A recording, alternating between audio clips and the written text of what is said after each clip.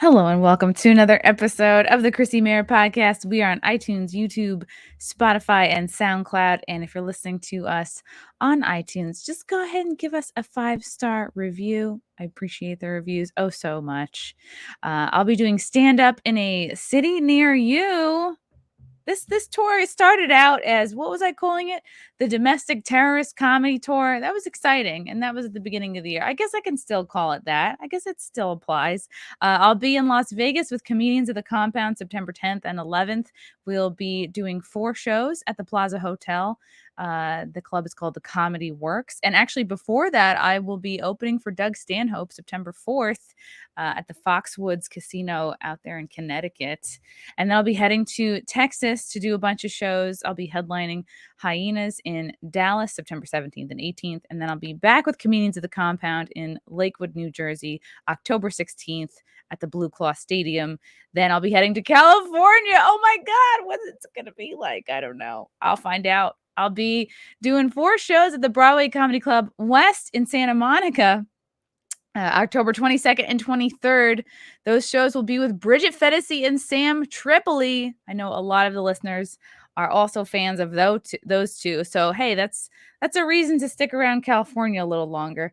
And then I'll be headlining Tiffs and Morris Plains, New Jersey, November 6th. So my little declaration of not performing anywhere that mandates the vaccine I've been doing all right so far. I've been getting enough work.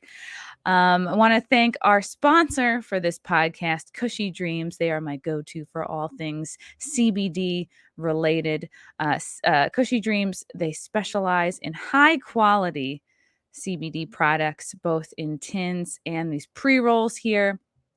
You can get all these different, I call them flavors. They're different indica sativa blends, like relax, dream, create, energy, hustle.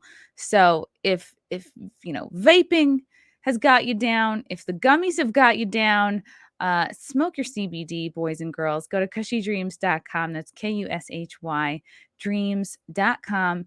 And at checkout, use promo code CMP. You're going to get 20% off your entire order. High quality stuff. They do tons of tests to ensure for compliance and purity, and you can find the results on their website there. I'm just a big fan of their stuff. Big fan of that. It's really helped me calm down my anxiety in kind of a natural way. So I suggest you try it too. All right, guys, enough of that. I'm so excited to have this guy on the podcast today. He's a fellow like myself, an interviewer, a content creator of sorts. He dives deep into the world, I guess maybe possibly investigative journalism. He critiques culture as well. I feel like me and this guy are going to have so much in common. He's a smooth talker. He's an intellectual. He's the voice of reason. Benjamin Boyce, I'm so excited to have you here. How are you? Good. How are you doing, Chrissy? I just love listening to that smooth jazz voice. Well, if the audience is having any problems hearing me, just let me know and I'll turn up my volume or turn it down or whatever they need. Okay. I like the level you're at now. We'll see. The chat is very mouthy. They'll let us know what's up if there's a problem.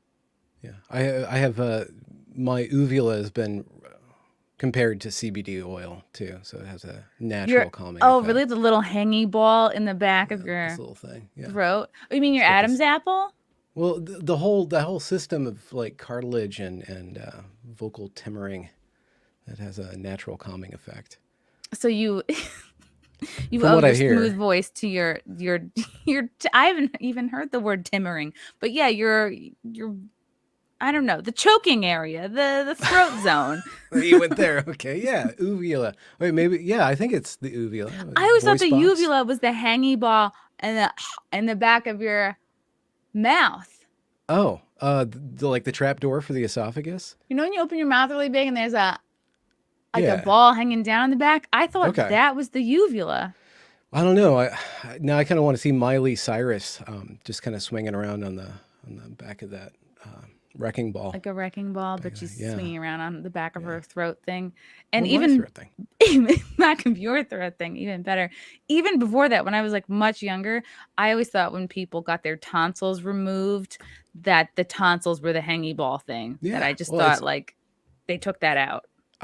You know what? I'm not a biologist and I can't remember my anatomy, so I might be misusing the word uvula, but still Maybe a nice word I'm to probably say. saying it wrong. I would say odds are you're probably the smarter of the two of us. I don't know about that. We'll see. We're gonna have to have a battle of wits pretty soon here. We both love puns, which I have heard people say is the lowest form of humor. That Yeah. upsets me greatly. I think it takes a really sharp mind to think of puns and wordplay quickly. Yeah. Is that how you got started with things? You just started punning and people are like, why are you around? And then they kind of pushed you on the stage and then you just went from Punning there. punning was big in the Mayr household growing up, as was passive aggressiveness, as was sarcasm, as Huh. was not being open about your real feelings. So the Yeah. stage and a large room of strangers, really, that attracted me so much, because I was like, oh, I don't have to worry about hurting these people's feelings. I can just like say what I want, and Oh, there's okay. no stakes at all, and they laugh or they don't. But it's like, it's not like I'm gonna have people mad at me. So Oh no, they never get mad at you for well, speaking now and they do. I mean, yeah, and then years later they would come to cancel me for a variety of reasons. But like when yeah. you're first starting out and like you're just a fresh-faced stand-up comic, Yeah. you get Yeah. a lot of leeway. Are you canceled continually or seasonally or just that once? I think biannually is where Okay. I'm at now. If Yeah. it seems like every 6 months there's something, That's a good pace. I'm busting into the news for something and people get upset. But I have noticed with my continual like not apologizing for whatever people are pissed off at, whatever joke, whatever video, whatever, I don't know, even going on someone's podcast. I went on Megyn Kelly's podcast and that was an issue for people. Um, if you just Yeah. don't apologize ever, I think the mob tends to not like that, and they like to move on to somebody who they think will apologize and That's back true. down. Yeah. Yeah. I complimented Tucker Carlson on his entertainment value today, and that lost me some friends. Really? I think he's competitive with early Daily Show stuff. The stuff that he's doing now is much more punchier and lively and engaging than the Daily Show has been since Stewart left. I was just pointing that out. That's a really Hopefully to get the leftish and the liberalish media to kind of up their game, set down the turgid moralizing and start bringing things to life. That was my stance. That's what I've noticed about your content. Do you like to be called binge, or you just didn't finish I don't know how filling out your big name? I don't know how much that takes up the screen. So I'm like, well, I'll just keep it small because it looks like really big lettering. The SteamYard thing has certain Oh, StreamYard, yeah, it's different. StreamYards, yeah. I like SteamYards. It sounds better. Like I should have like goggles on and like thick boots or something. Like Like just do it in a sauna. just content for like Exchange all steampunks. that Oh, right. sonar paneling for bamboo wooding. I would love that. That's what I miss most about not doing Bikram yoga anymore, is like the steam effect, like the Yeah. sweating out the toxins. And even when I was like big into it in like the early aughts, and they're like, he's a huge perv. I'm like, but this yoga is great. It's like, I don't want to hear about it. La la la la.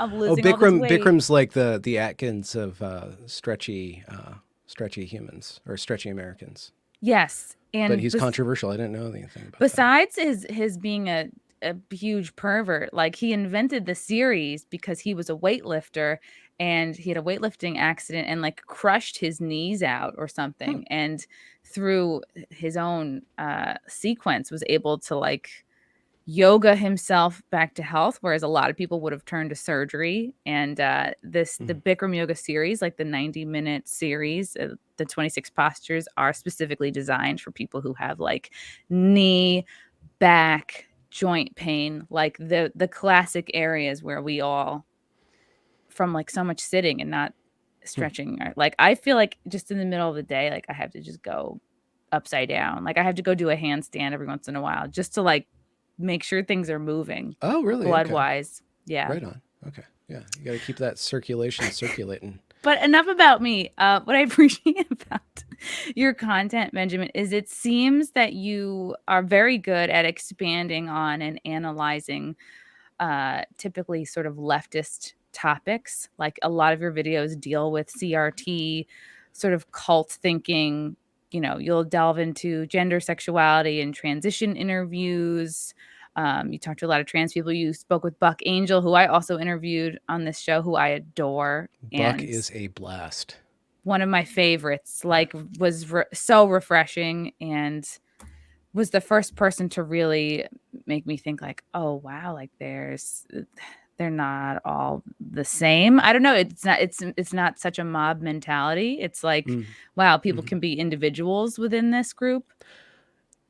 Yeah, well, I mean, the same thing could be said. I don't want to get in trouble this early in the podcast, but just as an analogy, if people are anti-feminist, they might come across many women who are acting in a certain way that makes them feel bad about women. And if they don't actually speak to women, which is kind of difficult to do in this society, but some people fail to do that, they might have a vision of women in their head that they wouldn't have if they had more exposure. It's the same thing with feminists. There's a lot of different kinds of feminists. There's a lot of different issues and personalities in that. And once you start to engage with those people under that umbrella, the vision that I had in my head or the exposure that I had previously kind of melts away. The same thing with the very small group, like trans folk are this is a very small group. So if they're constantly being represented officially, but nobody voted the activists in, but the activists are the only ones you're seeing, and the activists are kind of known to act in certain ways that get them a lot of attention, but don't necessarily aren't necessarily keen on making friends, more demanding conformity. If you don't actually engage with trans people, it's the same thing with race. If you have a stereotype of race and you don't actually break that down, you don't really know what the human being is that is in that container. And it seems like in your interviews and in your videos, like it seems like you have a genuine like interest in and love for people. I think, would you say that's why you like to talk to? Yeah, I wonder what that's all about. Do you? What's your stance on people, generally speaking? My stance on people is you have to. It's a practice, right? Like they say, like what everything is a practice. You know, it's like if you give up drinking, or you're trying to get in better shape, or you're trying to like love people more, you're trying to love yourself more, and like anything, like prayer is a practice, or like manifesting, or whatever it is. It's like you have to commit to it every day. And yeah, I've always been like, you can always see the good in people. And in the last few years, I've realized like, okay, if someone is like, or I've learned like if I am triggering somebody, it's because there's something about me that's like unseen in themselves. And also the other way around, like the people that piss me off, I'm like, oh, why does this person piss me off? Why are they touching a button? Oh, okay. It's because it's touching on something that's unresolved or an insecurity with myself. So if you can kind of dig out like what's pissing you off and why, and also realizing like anytime someone's pissing me off, just stop and think like, is it possible this person is not doing this on purpose? And just like asking myself that, like, that's helped me a lot. Like even years ago, like just being on the subway, whatever, like, is it possible this person is like, and even when you're on the road and someone's driving really slow in front of you, just be like, is it possible this person is not doing this on purpose to piss off me specifically? Is it Well, road behavior, that's not, my love of humanity is suspended when in traffic. That my harshness comes out, my judgment comes out. That's one thing. But subway, so you are in one of those big cities. So you're constantly New York, scrambling it with a lot of people. And if you're in public, you don't have any choice over that. I kind of have a smaller community that I'm in. And then on internet activity, I can engage with people selectively. So I can filter the people who I perform loving humanity with. To answer your question, yeah, I do like people. Some people really make it hard. Because I feel like we both sort of do what we do to help people and to like make us feel closer and more connected and to bring about learning. And of course, that's not going to be, not everybody wants to learn. Not everybody wants to feel more connected. No. Yeah. And there's a lot of entrenchment. There's a lot of entrenchment. And that's why somebody was trying to make fun of me on YouTube for having kind of two personalities. I have a Twitter personality and then an interview personality and probably a third YouTube personality, but mostly I do interviews and I do that Twitter thing. And they're pointing out, and I said they're trying to do that because YouTube kept on deleting their comments, because YouTube deletes like 10% of my comments, just automatically deletes them. Wow. I don't know why they do that specifically to my channel, but they don't even end up in the spam folder. So just need to call that out because YouTube is not helping me on that front. But they kept on getting deleted, and I'm like, well, on Twitter, it's a different arena. There's a different wavelength. In order for a sentence to go far, it has to have some snark. It has to have a certain personality. But when I'm in an interview, when I have an hour to speak with somebody, when I can hear their voice and see their face and ask questions and answer questions and go back and forth, I can be a different human being, or it's a different modality than operating on Twitter. So maybe I'm meaner on Twitter, but I try never to actually attack anybody personally. But, there's a little bit of snark that goes a lot further in that domain. It's a totally different muscle. Like Twitter, you have whatever it is, 140, 240 characters to get your point across. Are you terribly active on that? I am terribly active. I'm too active on Twitter. It's it's a love-hate, mostly love, because it's like... Do you work material on there or get ideas? I do, and it's never like my goal, but if I have a great tweet, then I'm like, okay, this... It's plenty of tweets like, okay, it's very specific to this one article, this one event, this one person, whatever I'm commenting on, like whatever, it's like a quote tweet. But if it's something like, oh, this is kind of topical, or this is like kind of evergreen, like I can take this out and be like, all right, okay, I'm working a new 5 minutes on, I don't know, dating somebody with a kid, like this can go in there. I'm working a new 5 minutes on the lockdown stuff, whatever. So, but a lot of them another 5 minutes of lockdown. Just 5 more minutes, guys. Just 5 more minutes. Just 5 more minutes to slow the spread. But like Twitter is like you're trying to be punchy and funny right away. It's the difference between like having a strong 5 minute. The way you're going to approach a 5 minute set on stage is completely different how you would approach doing an hour on stage. It's like the same exact thing with internetness. You got to boil it down like a saucier or something like that. Yeah, with an hour, it's like you can lay down, put your feet up. Get weird. You can go a full 60 minutes? Oh, I can go an hour. I can go. Wow. I can go a long time, baby. That's impressive. That's impressive. I sound creepy, and I didn't mean to. I don't know. Everybody's always calling me creepy, and I never know what they quite mean about that. It's the beard. Maybe it is, or the CBD uvula. Just putting them into some sort of state. It's a smooth voice. So I want to know, I have a feeling, did your content creation bug hit you? Did it all start with your work with Evergreen 4 years ago and back in 2017? Can you also explain briefly what that, if it's even possible? I mean, you only did like a 6+ part video series on it. 24. What? Plus the 110 I had to do to get all the material out there. So this was a college that you attended and graduated from, and basically it was a very good example of like maybe CRT Marxism in action in higher ed, like happening in real time takeover. What happened in the spring of 2017 and like over that week period or 2 week period was the same exact thing that happened over the summer in 2020 with the way in which Black Lives Matter protests and the ways in which the different specifically Democratic leadership in the cities that the ostensibly Black Lives Matter themed protests, which doesn't mean that they were everybody was acting with the same goal, but the same dynamics happened with wild youth and inept leadership. And it was all contained in this little liberal arts college in the middle of the woods in Olympia, Washington over the course of a couple weeks. And it was all live streamed, and it was all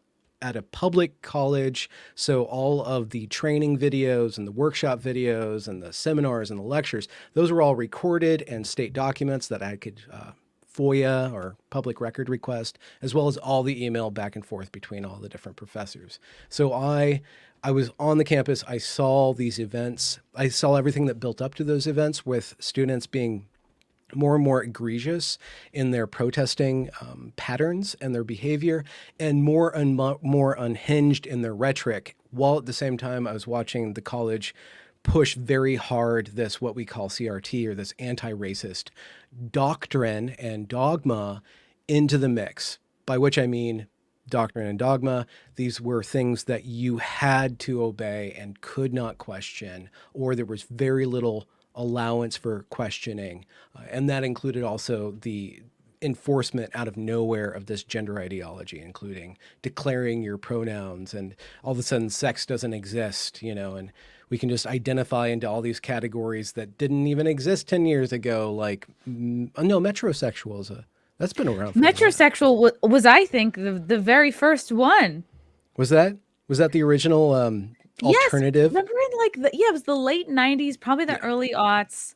Metrosexual would be like, oh, you use hair gel and you wear pants that fit you. Back when it was fun. Back when you could be like, call people gay for fun. Yeah. I mean, I still do it, but that was the first category.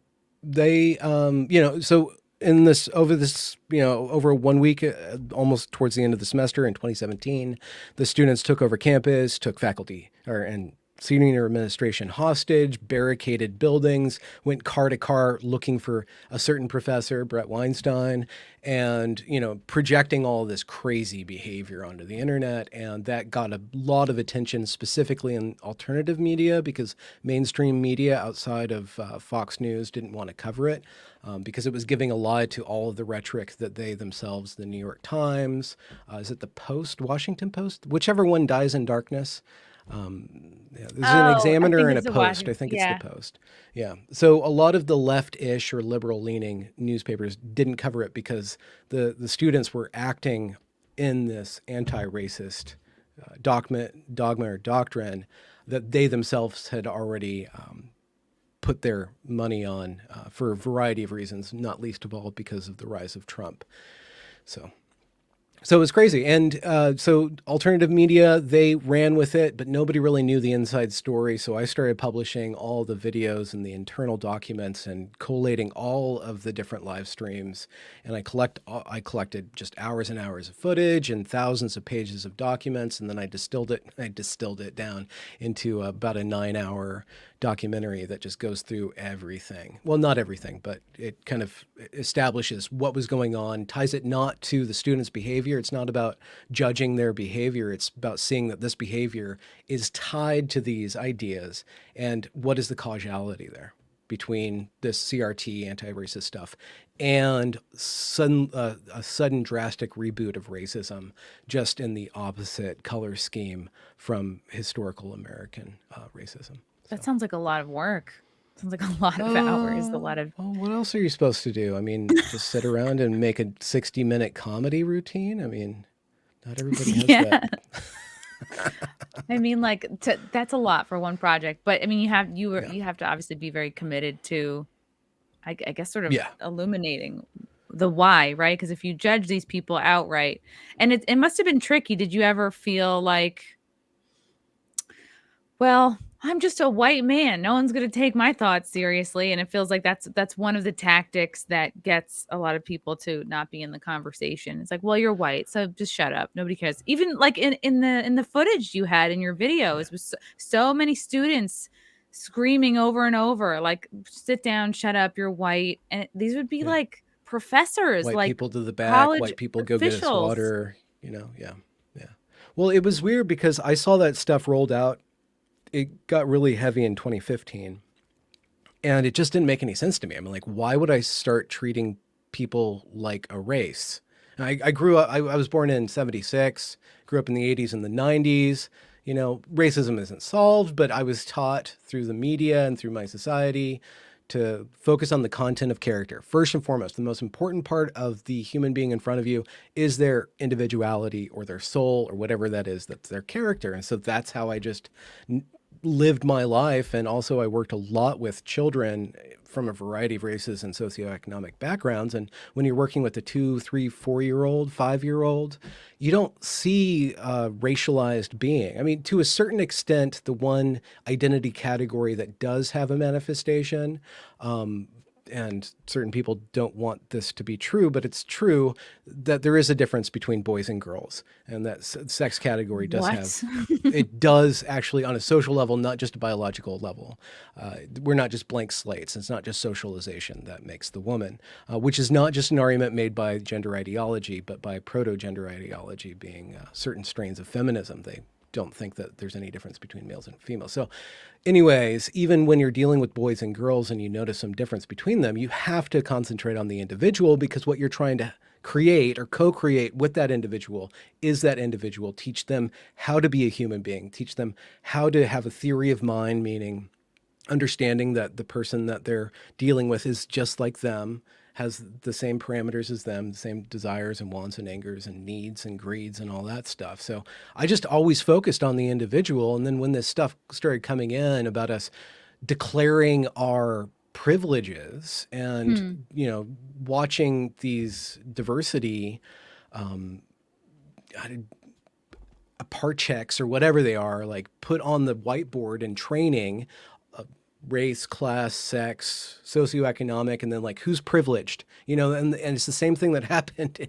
This is tired, but it's the same thing that happened in 30s Germany, where like, okay, who's the most privileged? Because that's the enemy. We can start blaming all of our failures on this enemy. And I'm watching this in a college. I'm like, what are you doing? And then also on top of that, any sort of question was a no-no. You couldn't actually argue this stuff out.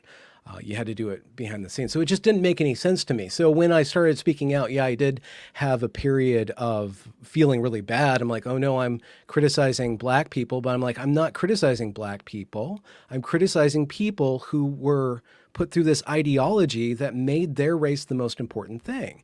And there's no reason to not criticize somebody's idea or their character based on their race. That's another form of racism. And then it also doesn't allow these people to have any sense of responsibility for their actions if they're never criticized. And that's another thing that the college failed to do. It didn't criticize those students. It didn't criticize itself. So part of my project was to, as an Evergreen graduate, provide a feedback for the college as a college, or insofar as it still is a college. Oh wow! So this was not just for fun. Like you made these videos and this content like just basically for the benefit of the college as well. Well, there's different reasons why, but the Evergreen model of education is very particular. And one of the things that you do at the end of every class, and most people that go to Evergreen, and it's still functioning barely right now, is that you take one course for the entire quarter or for the entire year. And at the end of every quarter, you get graded on what you do, but you also do a self-evaluation. What did I learn? What am I struggling with? The goods and bads. And then you also give a evaluation of your teacher. Your teacher evaluates themselves and they evaluate you. And that all goes in, not their self-evaluation, not your evaluation of them, but your own and their evaluation of you. That goes into your transcript. So by the end of an Evergreen education, you have a transcript like this. You don't just have a bunch of grades, because there's kind of no grades. But so it was kind of the Evergreen model of education to take 4 years to process my 4 years of Evergreen, and then to purpose that as an evaluation, not just of Evergreen, but all of academia. And then that led me to all these other issues. It's like all this stuff that is nominally about race is also being replicated in gender and in the relationship between the sexes and everything except for class now. Class is the last thing on the left. We can't talk about class. No. We can't flip over that rock. There's a lot of worms under there. That's probably that's the biggest. We should have started with class, but that's they did start with class, but then it didn't work. It didn't work. Class doesn't work, so they went social. That's why it's called social Marxism, because the class dynamics. You can't teach blue collar people to be communists, because it doesn't actually work for them. It doesn't actually pan out for blue collar people. So the elites decided to make it more about identity. And I'm really distilling these ideas, but they did the same kind of oppressor oppressed Marxist critique, and then they switched it from class to identity, because they thought that it would have more footing, more leeway, and it actually does. And it works, it translates well to media. So you can, like with Disney, what Disney's doing now is they're kind of breaking all the stories down and do identity, and then just flipping all these identity things. But everything's the same story about oppression and oppressed and oppression. Oh, you mean ruining them? Yes. Not even ruining. They're just like, there's nothing there anymore. Like, I guess it is in a sense that insofar as they're ruining something that they already had, they're not creating anything new. They're just kind of replicating it into a very one-dimensional story. And there's so many different stories. It almost sounds like part of what Evergreen did, I mean, could benefit a lot of university students. Like, it's almost like, I think the idea if at the end of every semester, every year of college, if I was able to reflect, like, hey, what are my own strengths and weaknesses? Like, I think I could have really solved some of my own like study skill issues. And Mm. um, I mean, that's something that everybody should. It's almost like kind of therapy in a way where you can like really analyze how you work and Yeah. try to get better at it. Yeah. But that's Is interesting. Like no is grades that at all there. kind of the core of comedy, or one of the cores of comedy? Kind of like actually being self-reflexive, but also mining that. Like you're examining how people behave, you're examining your own life, and you're critiquing that. But it's also kind of a lot. There's a lot of honesty in your critique, right? But it is about examination. There's so many layers to it. There's like your own self-examination is like it's like you're recording your sets. Like if you're being a good comic and like doing the homework of comedy, right? You're listening back to all your sets. You're really and which is hard to do because it's like I hate this. Even I'll listen to this big man. I hate that girl's voice. Oh, it's me. Great. Well, I'm stuck with it. Oh no. Listening through, being like, what did people react to? What did people not understand? What could I clarify? What can I make more sharp? How many laughs per minute am I getting, or Mm. like, is there a way to tighten and sharpen up? And of course, and then also like months will go by where I won't listen to a single set, and then you're like, oh well, okay, maybe you'll have a set where you don't think you do as well, and you're like, all right, time to tighten up again, just like going back Yeah. to the gym. You're like, all right, you gotta shape up, Okay. all the while. And that's the thing is like, folks don't. I mean, tons of people get into comedy just for filling the holes, validation, they need attention. There's all sorts in there, but like Mhm. you tend to have like more keen observational skills, for others and for yourself too. I think Mhm. it's most artists have that sort of observational disease, where you're like, Yeah, yeah, and it comes packaged with its own unique blind spots too. and like what I think most people don't realize is like comedians, like all artists, like we're very sensitive, and it's like a blessing and a curse. Like it's literally in the word sensitive. Like we sense more, we feel more, we just pick up on more, and so we Yeah. want to communicate that. But at the same time, like yeah, we can get, you know, maybe you are more likely to be like triggered if someone's like, "Oh, you stole that joke." Oh God, no. Oh Especially no. if you're like a comic that you're like, I'm on one team or the other, then maybe that's something you can get sensitive about. But it's like, right, like Is there you're comic blessing. turf wars, or we're not talking political teams, right? Or are there like different Yeah, kind for of? sure. There's absolutely, and it takes like very little for you to be considered. It's usually it takes very little for you to be considered like out of the sort of like woke left leaning Okay. comedy world, Yeah. Um, really just cargo shorts, probably that's Oh enough, or really? wearing camouflage, having an American flag, Yeah. Yeah. all the Wearing things like capris, unironically. in regular society that get you sort of kicked out, right? Voting for Trump, Yeah. anything, not posting the black square. That was a big moment for me. I was like, I'm not going to post a black square. I feel like that's bullshit and it doesn't actually do anything. I'm Wait, like, hold on. So people, professionals at your level, were pushing each other to virtue signal on that. I thought that was just a teeny bopper and young 20s no, phenomena. it was Huh. definitely a thing. I Yeah. don't even like saying comedy community because it's such an individual sport. Yeah. Um, there's It's like like the gays. yes, Like, the is, gay does that make agenda, the sense? comedy Or who are agenda. we talking about? Yeah, it's like you have your crew, your tight group of friends. I feel like the people you can kind of trust. Like it's like if I were to blow up, I know who I would give opportunities to, and it's like you have 10 years of like knocking around and Yeah. people showing themselves who they really are. For you to figure Yeah. out like, okay, who's just kind of like any section of the internet, like with the comic book nerds, there's infighting, there's Yeah. people trying to cancel one another from inside the group. But it is wild. Like I had a female comic try to whatever cancel me because I did it, she didn't like that I did an impression of her. Oh. Yeah, oh yeah, The very funny much. person can't be made fun of. Who knew, like I thought we were all like Well, public you figures. are a sensitive type. You comedians. How do you spell the? How do I you like say the comedian. female? I don't like it when people say comedian Okay, for Yan. girls. Okay, I is think that what that's you so fucking comedian? gay. I don't know. I think that's so stupid. Okay. Just like call me a comedian. Like, I don't know, but I feel like actor and actress, that's appropriate. But comedian is like so I can't even arrogant. barely, you can't even barely hear it anyways, but yeah, Yeah. it does have a kind of a pretentious kind of hoity-toity thing. Yeah.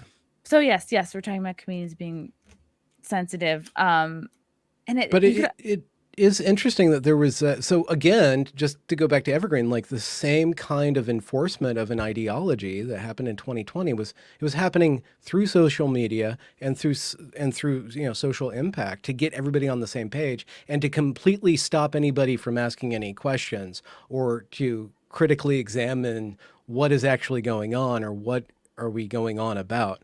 So it's just the same kind of thing that happened on a huge scale worldwide.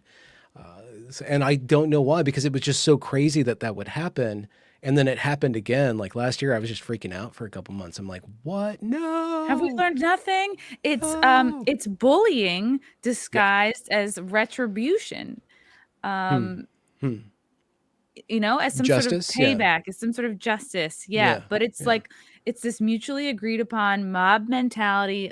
Like we've all decided we're going to bully whoever we've decided the other is because Yeah. they've decided we're the other based on what we've all had different experiences. That doesn't matter. Yeah. And the way it's been supported by corporations under the umbrella of like equity, inclusion, like all the bullshitty buzzwords. And oh, how could you argue with that? How could you?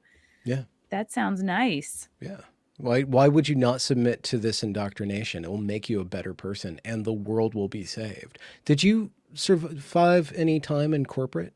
Did you dip Yes, your toes for into sure. that? Okay. For Were you sure. able to get along in that environment? I tried, but I couldn't do I it. found the degree to which I could survive in the corporate world was directly related to the degree to which I could actually like hide in plain sight, like actually hide. The more of my personality I could Okay. successfully hide, the longer I would last at whatever job. Yeah. All right. Yeah. Yeah. Same here. I have a hard time hiding. It's crazy because it's like the same reasons why I would nail an interview. And I would always work these assistant positions, front desk, reception. I would crush reception. I would answer phones like a boss, put people on hold. I'd stop drinking water once when I worked at a title insurance company. The person would never come to like rescue me when I had to go to the bathroom. So I just had to stop drinking water. I was like, you know what? The only way to get through this is by I just stop peeing. And Dedication. yeah, I'm making drawings on people's lunch. I was fucking crushing it. Wait, And what? You're kind of like corporate mom kind of oh stuff? yeah, You I like, would have a lot of did you those slip jobs. like loving notes? You keep Yeah. your ergonomics together. Like, oh, People thanks. would order their lunches and it would come to all like my desk. And this one job, they were like, we were on 2 different floors. So then you have to IM them like, Shaniqua, your lunch is here. And then I would, I'd start drawing like cute drawings on the people who I like. And then if like maybe I didn't like somebody, I would draw like a bad drawing, not a bad drawing, but let people know how I felt about them. I don't know.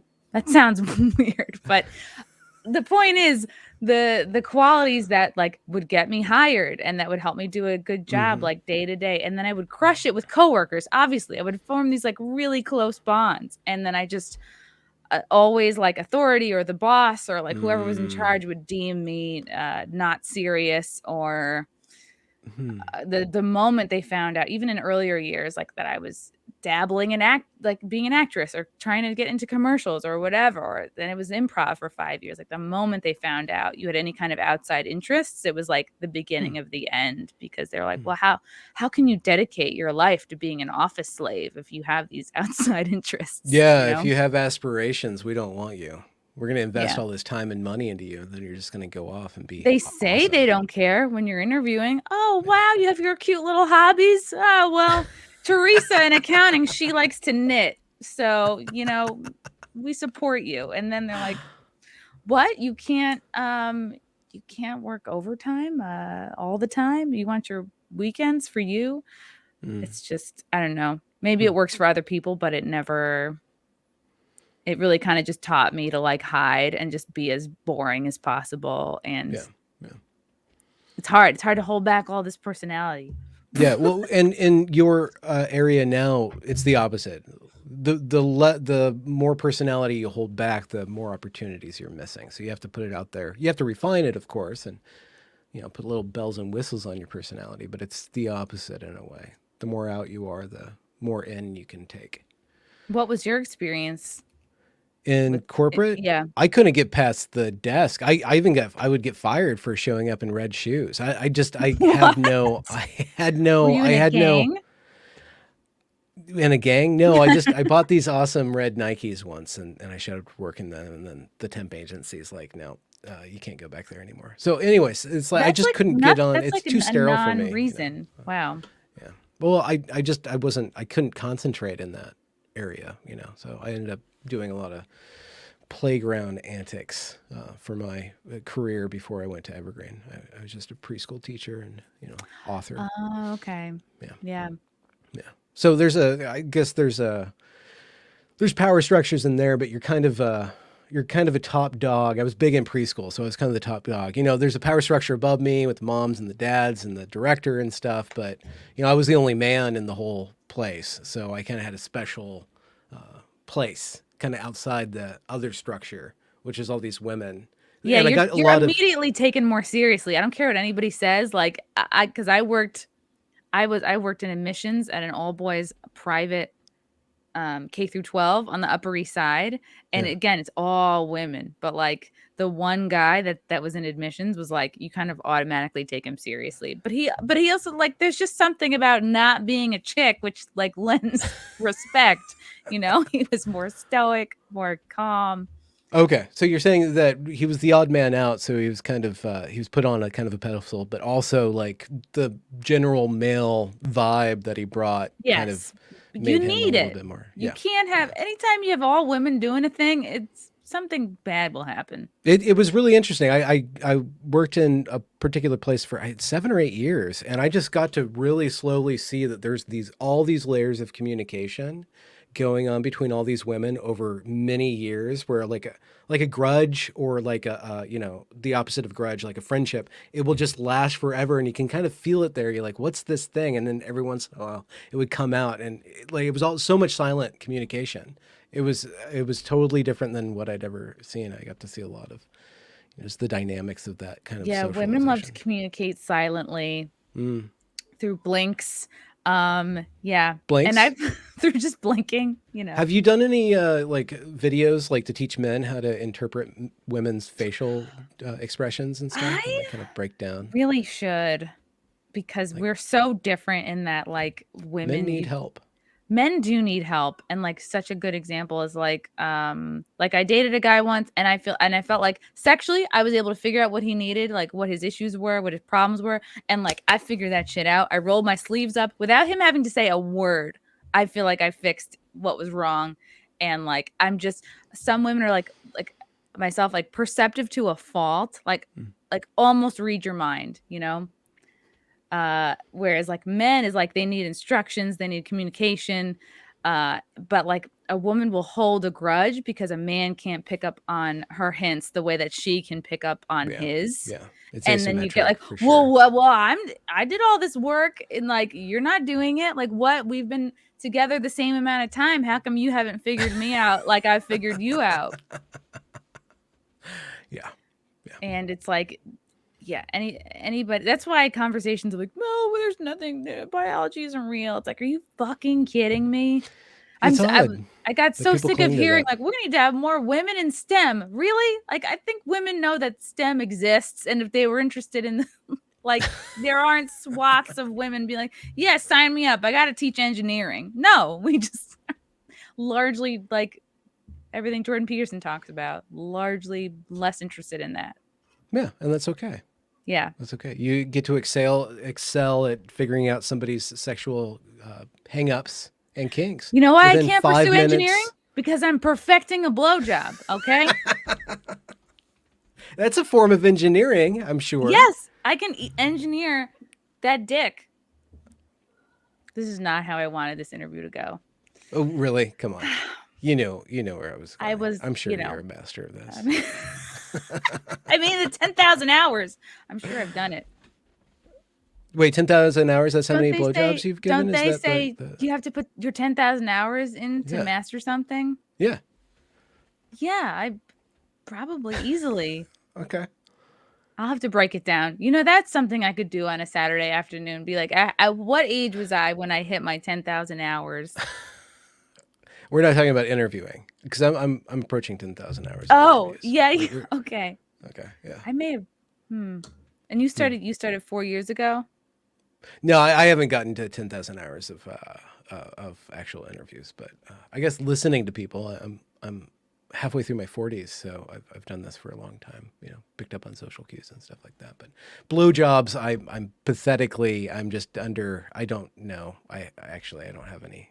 You just need to hang in there. Really, Yeah. it's just moisture and enthusiasm. You got to start with those. Those are the building blocks. Okay.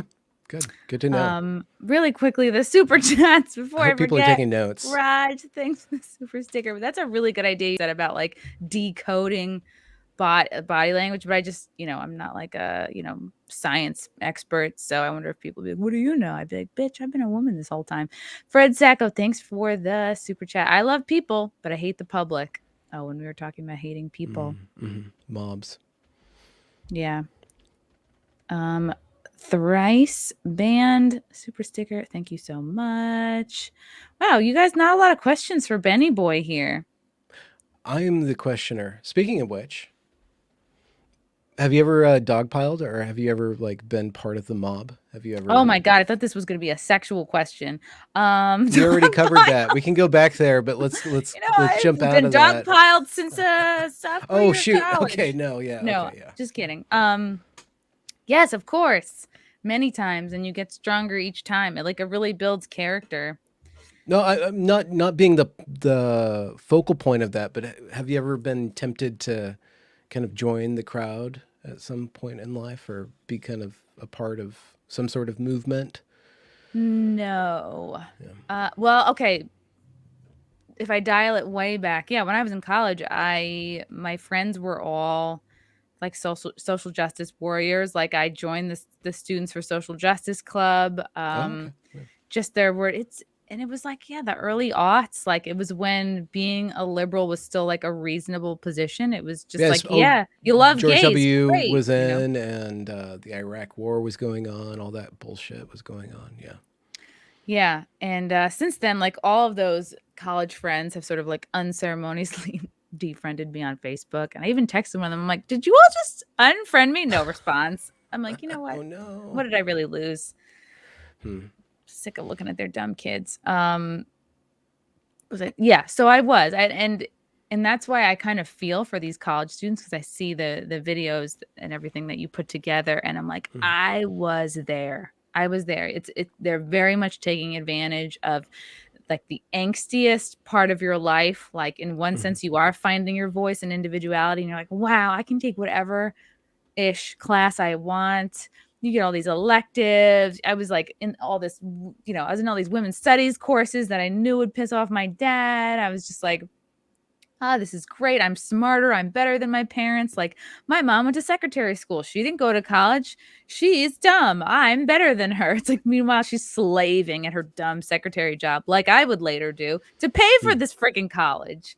And like, my dad's a landscaper. What does he know? And then I'm like, no, he actually like basically got a biology degree from Syracuse and like studied forestry and actually knows a ton. And like, as an adult, you're like, oh, okay, he just like didn't really reach his potential because of his own setbacks. But yeah, when you're 17, 18, 19 years old, it's like the cockiest point of your life and you have all this freedom and it's like, but you haven't like, maybe you've had like, yeah, I had a lifeguarding job, but you're not like, you don't have to work to support yourself. So you have like no real life experience. You're like just swiping your card. You're buying all the textbooks you need.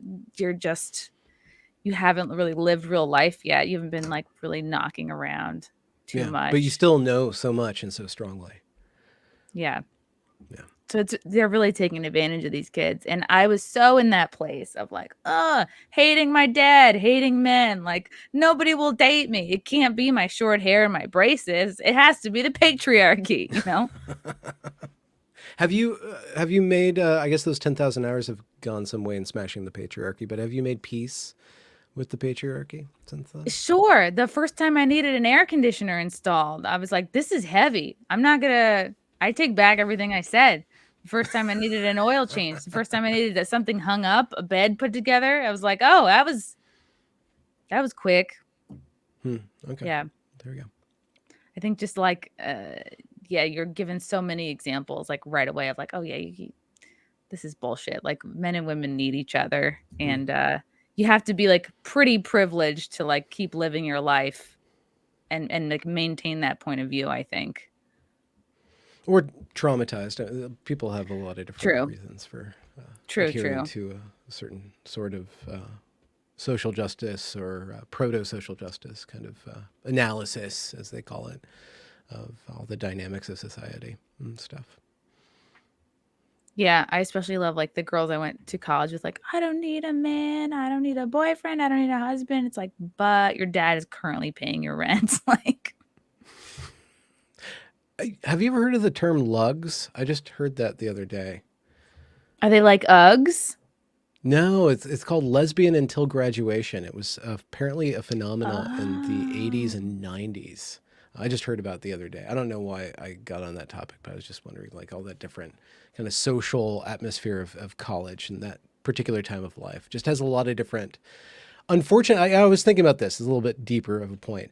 There's the creation of cringe. Like, cringe is a new phenomena because people could be sincere and be stupid about it, be kind of rough around the edges and be sincere and be passionate.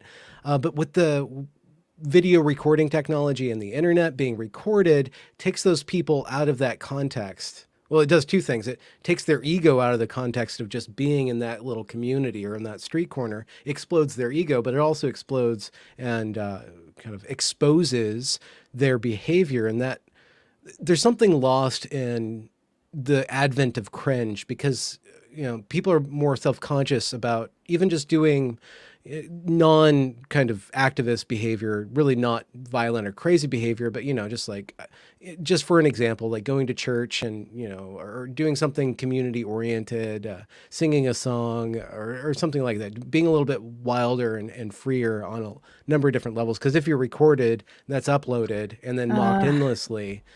There's just something being lost in people being able to express themselves. You're 100% right. It's like it's as you think, oh, we're more free than ever. We have nothing but, look at my trashy phone covering, by the way. Trashy. I'm like, I have to get the one with the dual glitter. Is that bedazzled? Did you bedazzle This is a defined Chinese product. And then I have like one of these EMF shungite Oh, shungite rocks that's supposed to protect me from it gives you a everything evil. Space yeah, okay. Yeah. It's supposed to fix all my problems. What's the point? What was the point, right? We were freer. We're the best time we've ever lived in 2021. But these things, these cameras, everyone's recording all the time. It's like you're like, it's made people live smaller lives, right? Like the fear of being recorded, like even just like, oh, I'm afraid to go to this protest to support like to be anti-medical tyranny or whatever. Oh, what if somebody records me at this protest and then my friends or my job or whatever see it? It's like we are constricted out of this like fear of like, well, I'm not this performative person, so I'm not going to do anything because I don't want it out there. And the narrative can really gobble people up just at random. I mean, not everybody that uploads to the internet is going to be canceled at any given time, but something like the Covington kid, you know, being completely taken out of context, but the narrative was so powerful. He got his payback because he sued those stupid ass journalists or whatever they're called, newspapers. But still, like you never know when something that you might do without even really thinking about it, it's going to be completely used, turn you into some sort of icon of injustice, right? So a lot of people are acting for justice, thinking, in the case of Evergreen, in the case of last year, the 2020 summer, people were acting because they thought they were on the right side of history. The wheels were completely off on any sort of brakes or, you know, slowing themselves down or being reflective because they thought that they were turning into the new version of the civil rights. This is civil rights 2.0. Oh yeah, they think And they're so we're so going to freaking go and important, and you're like, oh bully people god. to raise their fist. We're going Yeah. to bully people to do this. We're going to turn this thing down. So there's that flip side of the egos being expanded incredibly and thinking that you're actually changing the world when all you're doing is being an asshole.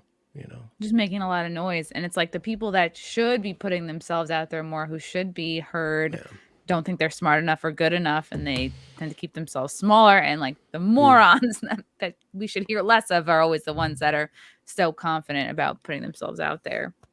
Do you have you had any success in getting people to speak out, encouraging people, giving people courage with your own brand of exploitation of your humor? I would hope so. I think so. Like you get it. It's very meaningful to get messages like whatever your content like kept me sane during the pandemic, whether it's like comedy or the interviews. Getting messages of, and it's the goal, right? So people don't feel so alone. And even like my own sister, she's a teacher out in Vegas. And I can talk freely about this because nobody in my family supports what I do or listens to anything I do, which is actually quite freeing. You're like, oh, does that upset you? No, it's great. I don't have to worry. It's the same reason I got into stand up. Oh, great. No one gives a shit. Perfect. She's a teacher out in Vegas. And she was like, oh, I feel like they're going to start requiring teachers to like get the jab. And I was like, is there no, well, and I was like, is there nobody that you can talk to that feels the same way? I'm like, she was just telling me the other week, like the hundreds of teachers lining up to get their weekly tests that like don't want to get the poke, and these places are running out of tests, and it's like, how long can we keep this up for? Oh, great, because the school board doesn't want to pay for all these tests. I guess they'd rather just bully people into getting an experimental drug. And I was like, what happens to all these people that were online with you? They clearly are like-minded. Like, you're telling me you're the only like freedom loving teacher in Las Vegas. Like, it pissed me off so much. I'm like, you're just gonna throw your hands up? I'm like, talk to people. You're still on Facebook. Like, she's a little older than me. I'm like, you still use Facebook. Like, you can't name anybody who agrees with you on this stuff that you can't like. I'm like, start a rally. Like, it just takes a couple people to speak out, and it made me so upset. I'm just like, ugh. The first person to stand up is put in harm's way. Much more than anybody else. So you need, it's really unfortunate that you just need groups. And the thing is that people have been alienated from one another.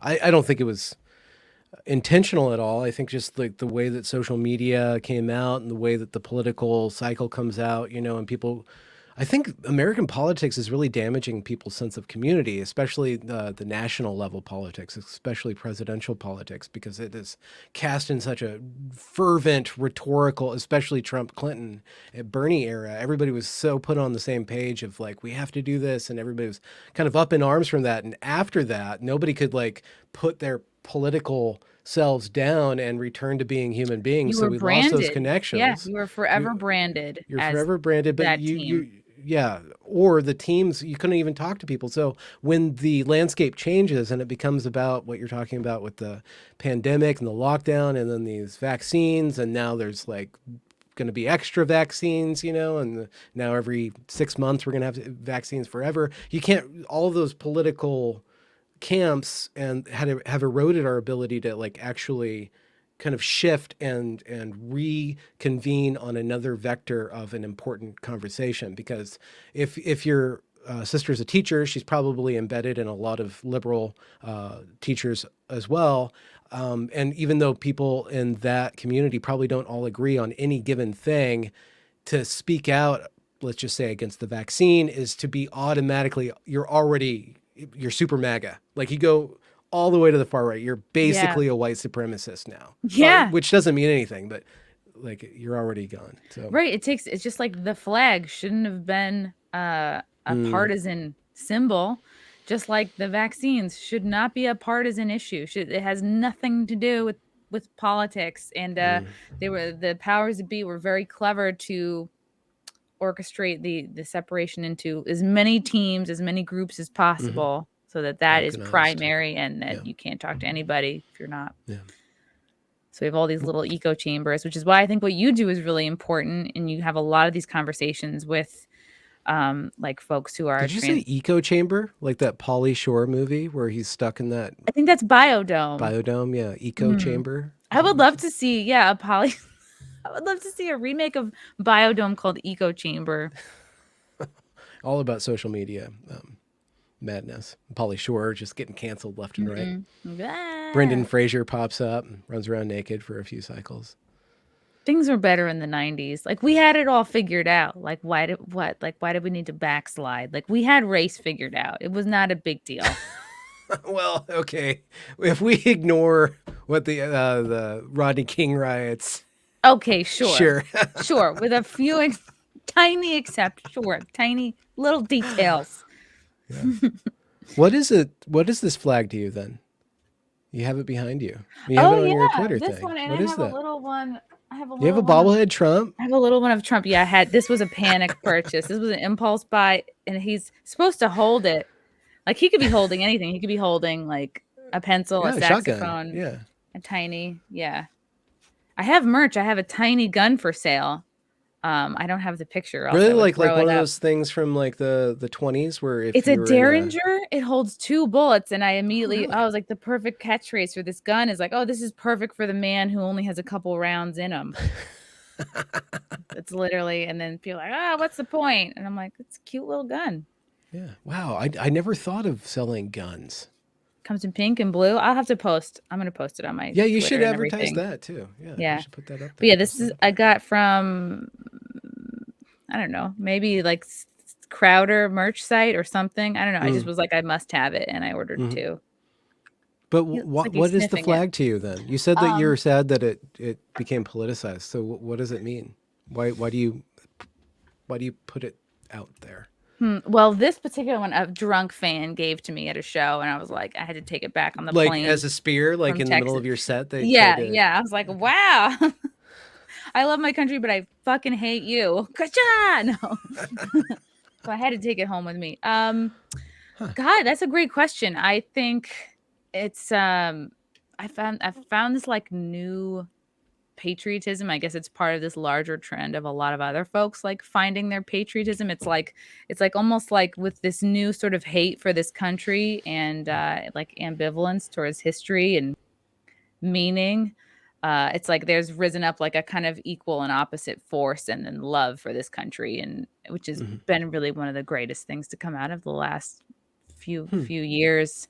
But lately for me, it's like a reminder of like everyone who's made the ultimate sacrifice for this country, and it's like a good reminder of like, okay, there's been a lot more going on that's not just right. Like the flag you can put in your face as a reminder. It's like a lot of people don't know any veterans, a lot of people don't know anybody like veterans with PTSD, a lot of people have no idea, like haven't seen wars or they don't care about history. It's like it's so easy to get like right because of these things be so stuck in the now and like that you forget about all the work and everything that was put into how this country came to be. It's like so it's kind of a humbling symbol for you. I think so. So pride and humility kind of coming together. And also like that I'm lucky to live here. Like in even as things are seemingly the worst they've ever been in many ways, like still better than Australia, still better than a lot of other places. Yeah. So we're getting so deep on me here. Yeah, well, I told you I didn't tell you that. There was no warnings. We didn't hash out what we were going to talk about. No, we didn't. We didn't do a pre-meeting. That's okay. I appreciate that. I think that there needs to be more work on kind of reminding ourselves in a balanced way of the history of our country, and certain political forces have been leaning really heavily negatively against our country and at the same time trying to take power. Which doesn't make sense. Like you hate the country, but you want to be in power of it, so it's just this weird kind of game, and it can make a lot of people cynical because you don't even know if those people really mean what they mean. And there is a lot of history. There is a lot of problematic things that America has done and inside of itself and outside of itself, and human beings on behalf of America have done. And to remind ourselves that the project and the promise of it is really important. And if we don't have a sense of country, our country won't last. we don't have that Exactly. sense If of you country don't care lost. about something, you're not going to fight for it. Yeah. Well, you won't even participate in it anymore constructively, which is something that more people need to do. And we'd probably be better off if more people showed up to those stupid city council meetings and crack the whip a little bit. I got to find out when they are. Yeah. Well, you can, yeah, you don't have to go. You just do your Thank comedy God. I'll routine send right someone. outside. No, you do your comedy routine right outside, right beforehand, and then you kind of usher everybody in, and then you go on to the next Wow, city. it's a great idea. Yeah, yeah. I got to buy a speaker. You're not loud enough. You can't project. I mean, that's true. I could reach deep down into like my Long Island upbringing. I can project. I've done plays. I've done one play. I did one play in high school. I was a prostitute in a high school play. But Oh, I got to go to this class trip to to London. prostitution land to No, do some the theater group in high school. We went to London. We saw the Globe Theater. Oh, Shakespeare's house. So it's like you only need to be in one play to qualify for the trip. So what play did you play in? a funny thing happened on the way to the forum, and I was one of the courtesans. I was the courtesan prostitute that could do gymnastics. That was my skill. That was my So you're just backrimming all over the place, or becamming, or whatever. yeah. Well, I was a gymnast in high school, and I guess that's how I got into theater. Like, I think a friend of mine, I don't know how. It's because my mom worked for the music and performing arts department. She was like the secretary so her office was in the middle school, and I could go like say hi to her, like in between classes, or I'd be like, I need money for the vending machine. It was cool. It was cute. But yeah. And then I got into band. I played the clarinet, and then eventually I had to graduate to get to the saxophone. They don't just hand you a saxophone. All right. You gotta suffer it out. You gotta really want it. You gotta play a stupid clarinet for like 2 years. Oh, really? Okay. Yeah. Because there's too many pretenders to the sax. I guess. Can't handle all that wind. So what the hell point was I making? Oh, so I tried out for the play, and the casting process went like this. Larry Waxman, he had all the girls up on stage. Larry Waxman. And he was like, you, and you. That's how the casting went. He literally looked us up and down, and that's how I was cast for the high school play. Did you maintain your gymnastic activities? Yeah, I mean, there's still a couple like moves I could bang out. I mean, do you follow the Olympics? Or are you still kind of invested in a little? Yeah, a little. Yeah, I was way more into diving because that's what I did through college. So I will watch like college diving. There's a joke about going down. Oh, like a muff diving joke in there. Yeah, there's something like there. A lesbian until graduation. No, just going down, I guess. Yeah, just lugging it up, diving down. I did not really lug it up. I'm not a comedian, so no. Yeah. A lot of people had like semi-lesbian experiences in college. Like I was in the pool like 3 hours a day. Oh, really? Like diving and diving and diving? Yeah. I was like really... how high? Like 50 meter or? Well, that's more when you get out to like the middle and like the middle of the country, and more so like California. You'll have like platform diving. I mean, I did learn it. Like I went to diving camp when I was like 14, and like you do learn a couple. But the East Coast is more springboard. So like you have 1 meter and 3 meter springboard. And then when you go out west, I guess it's more well, there's more space and nobody has the air rights. And you can go right. You can dive year round. And then that's 1, 3, 5, 7.5, and 10 meter. Oh, wow. Okay.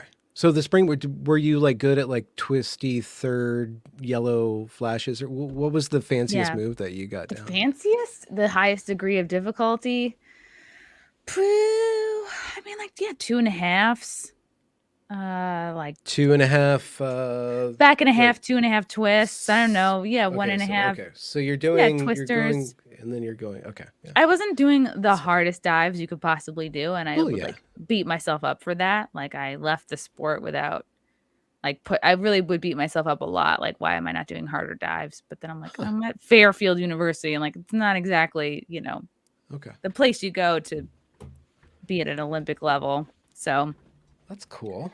I don't know. Do you ever talk about that? Are we exploring new parts of yourself? Maybe, yeah. I just don't feel like it's all that interesting to. I guess it definitely did shape me as a youth. Like it taught me hard work. Like it helped me be very comfortable with a lot of rejection and a lot of failing, which prepared me for a career in comedy. Like you're physically getting hurt like many times at a practice. Like you're smacking the water, you know, helped me be very good at like taking criticism, I guess. I was very like I was a coachable.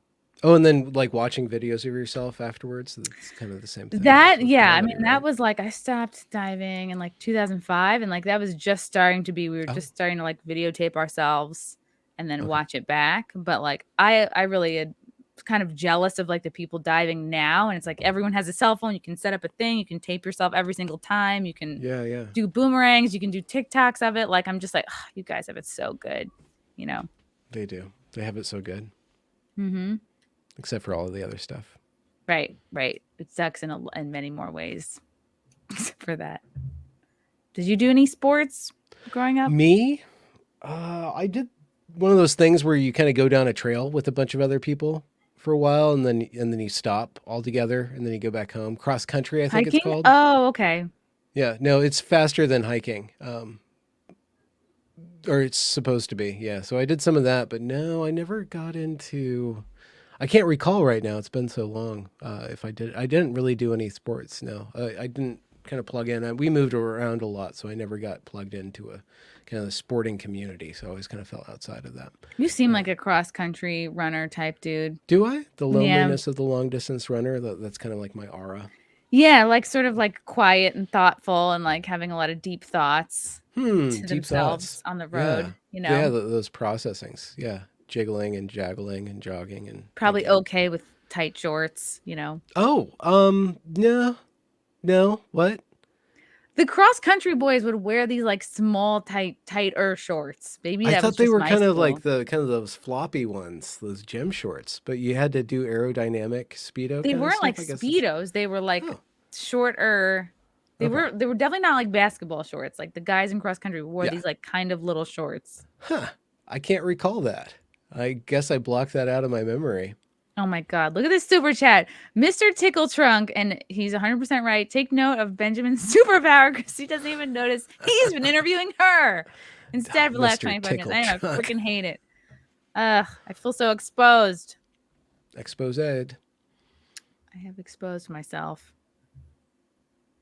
Yeah, I still have nightmares that I'm diving, like that I'm me now, but I'm up on the board and it's a meet. And I go, oh, fuck. Like I am 37. I can do maybe 4 of these dives. Like, you know, Wait, it's a real did panic. diving and kind of stage fright? I don't know if you ever experienced that as a comedian. Did they kind of translate like just being kind of on that platform? Kind of seems No, no, because kind of like when I having was a the same. diver, I was very good, even at like a very young age, because I just like loved it and I had all these transferable skills from gymnastics or whatever. But I loved to perform. I loved the spotlight, and I knew I was good, but I wasn't a dick about it.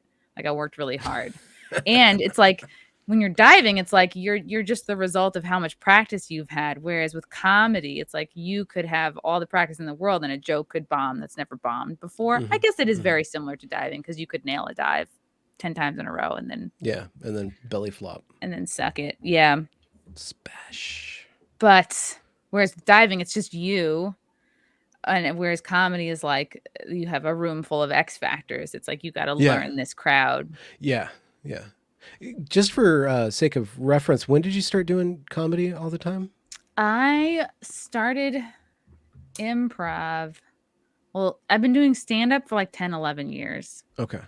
So have crowds changed or kind of the audience changed over the last time? Because things have changed in a lot of different ways in the last 6 years with the social justice stuff. It's become really serious and it's changed so many institutions. So I'm wondering if you noticed that on an audience level and how they respond or the expectations that they have, or is that kind of in its own bubble and safe from? I notice it more with like when I perform in New York City, for sure. Because you're like city people, like really are very proud of the fact that they live in a city, especially New York City, because they're cultured and better and they're exposed so Mm-hmm. much more than everybody else. And Yeah. anyone who lives anywhere else is kind of lesser and dumb. or like has a dumb family that they have to raise. So I've noticed that, like, yeah, audiences, like, they're not present, they're not enjoying them, like, then these are huge generalizations, Yeah, but yeah, like the yeah. worst audiences are the ones who are like, they're not even present and listening. They're just like, oh, I can't, this is turning into a racial joke, I better not laugh because I can't be seen, Okay. or I Yeah. can't even see So you can sit with feel their myself. feeling of the taboo. You can kind of feel Yeah, that the taboos are you stronger can feel now. them tensing up on stuff. But I've also I wasn't real serious about stand up until like 4 years ago. So Yeah. as I've gotten better, I've just cared less about upsetting people. Hmm.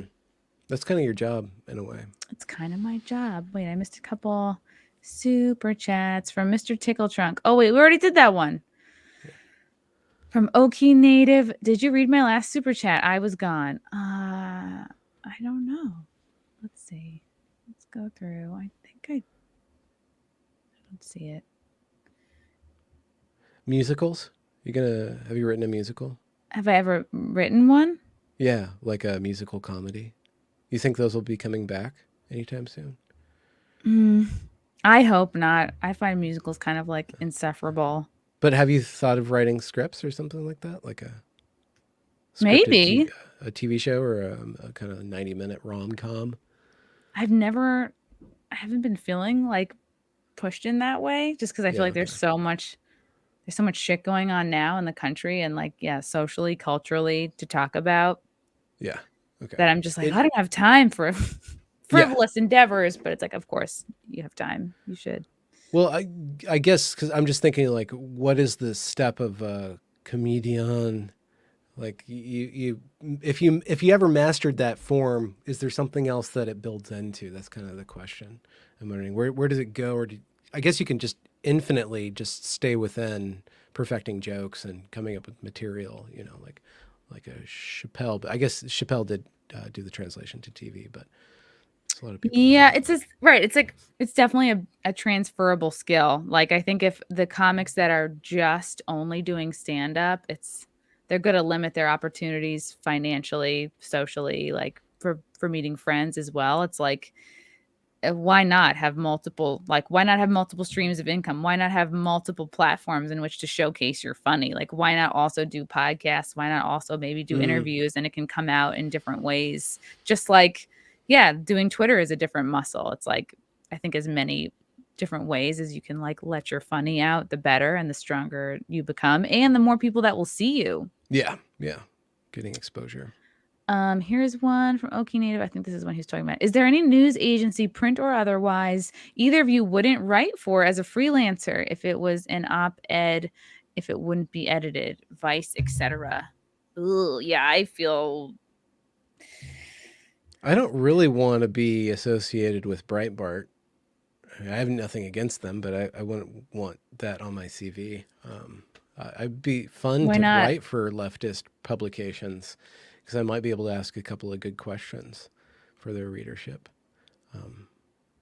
Speaking of op-eds, I think there should be more op-eds that are focused around opening up questions rather than proclaiming some sort of opinion, you know, Ooh. like a Q-ed, kind of like QAnon, but intellectual. Not that QAnon's not intellectual. I don't know anything about QAnon. I hope if anybody's in QAnon, they don't come after me for. I don't think they're still going. Where did they go? I They don't just know. fell into 1/6. There was a Yeah. whole like a alternative reality in 1/6, and that they kind of escaped, and they're still fighting predatory lizard-brained pedophiles in the government. I don't And think there's as many of them as like people think. I mean, I was at 1-6 and there's a lot of chill people there that just oh, you were love their there? country. Oh yeah, I was there, Oh baby. wow, okay. How many times have you been arrested for that? None. Okay, they haven't I don't come. know I what I know have to, one yeah, person who I'm got. doing all the right things. I don't know what I have Huh. to do to get them to notice me. I know one person who wasn't involved in what happened on the Capitol, but was still at that event, and she got contacted by the FBI several times. Yeah, I wasn't anywhere near. I didn't go inside the Was building. was that a charged event being on the ground? I mean, was there like fervor or excitement? What was the feeling For of that sure, day? like, so much love for the country, so much, like, excitement, so Really? people feeling like, yeah, their voices were being heard, like, and there's so many reasons why. I mean, there's a reason why there was, like, over 1 million people there that day. There's many reasons that brought people to the Hmm. city that day. Hmm. Um, just almost like, the culmination of, like, yeah, there's 2 separate realities going on, and, Yeah. people were just upset, like, over so many reasons, and just I don't know. Also, it's nice to I think a lot of people wanted to just, like, connect in person with others and not just be like, "Alright, yeah, I have groups online," you know? Yeah. Yeah. Yeah. I wonder if events such as that will continue. I mean, I guess large scale. I get one of Trump's gifts was creating that community. Well, if you disregard him, just the force and like all the negative aspects that people would project onto MAGA or for whatever reason, he still had that ability to really energize. And I've met a lot of people who had a feeling of community going to those places that was filling a need in our society in a certain way. He had a very big gift for that that's overlooked. That certainly our current president doesn't have whatsoever. No. Oh, yeah, most popular president ever, Joe Biden. Yeah. What did Trump get? 16 million more votes than he did in 2016, but Hmm. somehow Biden still managed to get even more than Obama. Yeah, well, yeah, he's the white Obama, so of course he'd be the favorite, right? That Mhm. was tongue in cheek. If anybody's taking me out of context. No, yeah, I think it was just yeah, a lot of people were really upset and Yeah. were afraid. It was also like not just typical Americans you would think. Oh, well, it was super diverse and there were a lot of like kind of folks from like Cuba and Venezuela or their parents were from there and they're like we don't want to see like we know what this is going to turn into and we're Mm. trying to stop it. But I was amazed with how many people like really just love the country, love each other. But there were just these families there. It's the most diverse group. I was like, what happened to the hillbillies? I was told would be here. Where are all the pickup trucks? But Hmm. Do you think that amounted to something beyond that, or has the media effectively encapsulated that and kind of pushed that entire event and all the feelings associated to that event I think into? the media is not looking to actually like hear what people experienced on that day. Like they have their narrative, their motive, they have their video and photos that show what they want to be Yeah, the shown. Taliban, And they're gonna American yeah, Taliban. Yeah. they're gonna obsess over that. Um yeah, just like any person of color who has an experience that doesn't, fit the narrative. You don't exist. You're whatever, what any other variety of insults. But yeah, it's really unfortunate. And God, there's just so But much has that that makes me sense of mad. community, do you still feel that on the road and in the events Oh, that you for go to? sure. Yeah, Okay. absolutely. Like, especially when I go to like the shows with the other guys from Compound Media. We do like comedians of the Compound and a lot of fans that are subscribers to the Compound Media Network. So you have a lot of like similarly sort of like-minded, patriotic, like maybe they are more like centrist to conservative to right-leaning. Um and they just Hmm. like people who and none of that actually matters. People just love comedy and want to have a good time and Hmm. are not Hmm. there to judge.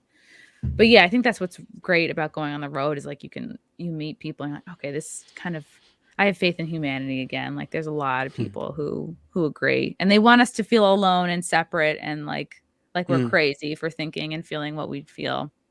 Hmm. Are you aware of if travel such as you do is going to be shut down with the uh, whichever variant we're on now, Epsilon or Zeta? Not that I've seen. Okay. I haven't seen Yeah. anything. I mean, yeah, I have all these dates coming up. I just can't imagine them putting those kind of mandates on all of the airlines. Like we've already seen pushback from employees of certain airlines being like, yeah, we can't, uh, I think that just would be crazy, and they'd be leaving a lot of money on the table to mandate every single airline have these, enforced vax passports. Mm-hmm. Yeah, I don't put it beyond the realm of possibility. My state just got locked down again, and the governor's now mandating that all healthcare workers and education workers get vaccinated. So, Where are you? I'm in Washington Oh, State. right. Yeah, and Portland just rebooted their full-on masked policy and stuff, even when you're outside, kind of stuff. So, we'll see. Are you feeling hopeful, not hopeful? There's so many different moving parts. I think that I'm trying to figure out what reality is and what truth is, but I don't have the mechanism in place in my own head, or I haven't surrounded myself with people who can parse the data with me because I'm not a scientist and stuff. And everybody has their sets of studies that they use to prove their point. So everybody has studies to prove every single point. We don't really know. I don't trust organs of state to relinquish power once they take it. I don't trust them to be competent at the same time. So maybe that incompetence works to their favor, because even if they do have ultimate power, they'll completely mismanage it and they'll kind of wax away. But I am worried about so many small businesses and so many small restaurants have just been decimated, have just been completely kicked off of the planet, basically destroyed by this. And then when you look at the numbers of who was impacted by this, and from the one study that I know of, it's mostly 81 and older. And instead of targeting protections for that one group of society, we've stopped the entire of society, which we haven't done a good job. We have not done a good job. And so when those people who have been making mistakes and making all of these decisions and completely casting out parts of our society and ruining parts of our economy, ruining the small business, handing all the money to Amazon. I don't hate Amazon. I really enjoy it. It's great. I live kind of removed from everything else, so it's great for me. But, giving all that business to Amazon, then they want to, double down and make all these proclamations about, this, that, or the other thing. I just want more skepticism. I want more mainstream level skepticism of the vaccines, just more straight talk. Even if it's the right thing to do to get vaccinated, I think that the way that the way that the information has been presented has been condescending, and they've Yes. been wrong so many times. Shut up and get it. Don't ask questions. It's Shut like up what you and said get it. before. I would rather see, like more questions rather than just like typical op-eds where it's just like a long opinion. You're like, all right. Yeah. Because if you don't agree, you're out in the first sentence or two. So Yeah. And the rhetoric again is that if you're vaccine hesitant, you're anti-vax. Right? You can have every single vaccine except for one for COVID and be anti-vax. Right? even So people who've had it have been labeled that. I think Yeah. like Jimmy Dore was labeled anti-vax for talking about his own side effects. Oh, really? Mm-hmm. Which weren't, according to the narrative, his lived experience doesn't count. Nope. Yeah. So it's so messy, and I really I don't know how. I think one of the ways to save our country on one level of analysis is that sense of community, like what you were expressing and that you experienced, and without the means of doing that in person, we are going to be more in our it's not just echo chambers or eco chambers. I guess it is. We're going to be more walled off, and the feedback's going to get louder and louder, and we're just going to be spinning these narratives over and over again and not really break through all the things that divide us without that ability to meet in person.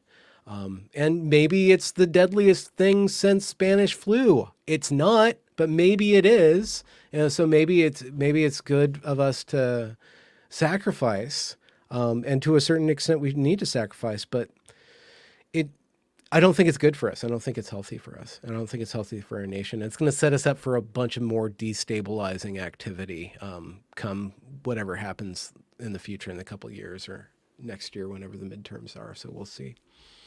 Yeah, it set a bad precedent for like exactly whatever like lame variant, even though they tend to be weaker. We can just shut it all down again. It's sad. Yeah. It's crazy times. It's crazy times.